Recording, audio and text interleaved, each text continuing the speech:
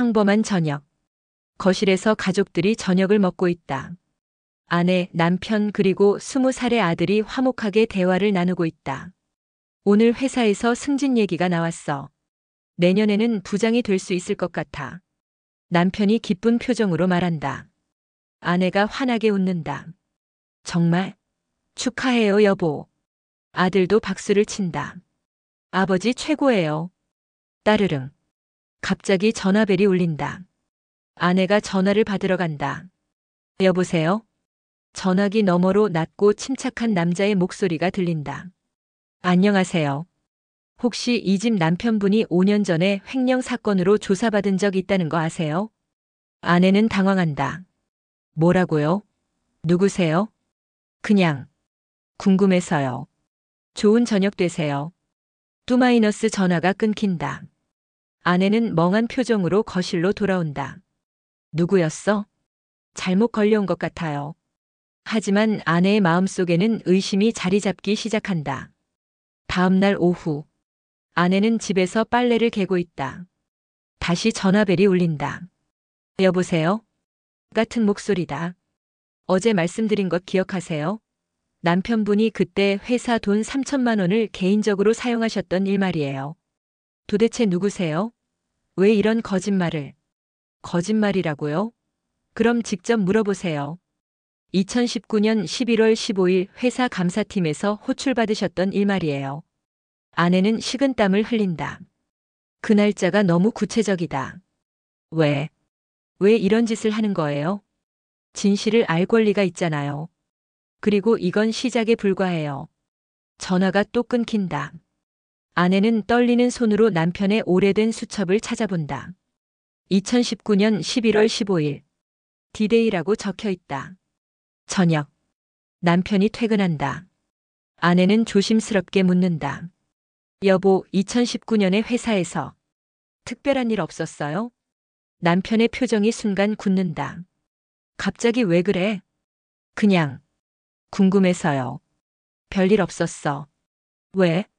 남편은 서둘러 방으로 들어간다. 아내는 확신한다. 뭔가 숨기고 있다. 사흘째 밤. 아들이 늦게 들어온다. 전화벨이 울린다. 아내가 받는다. 이번엔 아들 얘기를 해볼까요? 그만해요. 제발. 아드님이 작년에 음주운전으로 사고 낸 거 아세요?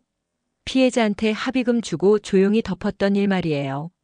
아내는 아들을 바라본다. 아들은 눈을 피한다. 거짓말이에요. 2024년 3월 12일 새벽 2시 강남대로에서 벌어진 일이에요. 합의금은 2천만 원. 아내는 그날을 기억한다. 아들이 갑자기 아르바이트비를 달라고 했던 날. 지훈아. 설마. 아들은 고개를 떨어뜨린다. 엄마. 미안해요. 나흘째. 아내는 집에서 혼자 떨고 있다. 남편과 아들에 대한 믿음이 무너져 내렸다. 전화벨이 울린다. 마지막으로 가장 중요한 비밀을 말씀드릴게요. 더 이상 듣고 싶지 않아요. 부인도 비밀이 하나 있죠. 10년 전에 교통사고로 돌아가신 시어머니 말이에요. 아내는 숨이 막힌다. 그건 정말 사고였어요. 브레이크를 밟지 않으셨죠? 의도적으로. 아니에요. 브레이크가 고장났다고. 브레이크는 정상이었어요. 부인이 밟지 않았을 뿐. 아내는 주저앉는다. 그날의 기억이 되살아난다.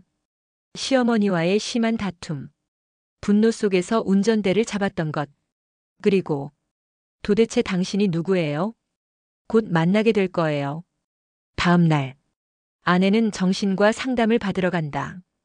의사 앞에 앉자 익숙한 목소리가 들린다. 안녕하세요. 의사의 목소리다. 바로 그 전화 목소리였다. 당신이었어요? 의사는 차분히 고개를 끄덕인다. 제가 바로 10년 전 사고로 돌아가신 분의 아들입니다. 아내는 충격에 빠진다. 할머니, 손자?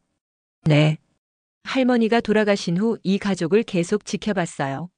아버지의 횡령, 형의 음주운전, 그리고 어머니가 저지른 일까지. 왜 이제서야? 복수가 목적이었어요. 하지만 이 가족을 계속 보면서 깨달았어요. 여러분도 각자의 고통을 안고 살고 있다는 걸. 의사는 파일을 넘기며 계속한다. 아버지는 횡령한 돈으로 어머니 수술비를 마련하려 했고, 형은 친구를 구하려다 사고가 났죠. 그리고 어머니는 할머니의 지속적인 괴롭힘 때문에 정신적으로 한계 상황이었어요.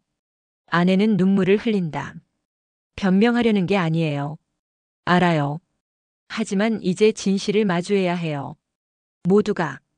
그날 저녁, 가족 3명이 거실에 모여 앉아 있다. 아무도 말하지 않는다. 아내가 입을 연다. 우리 서로에게 솔직해져야 할 것 같아요.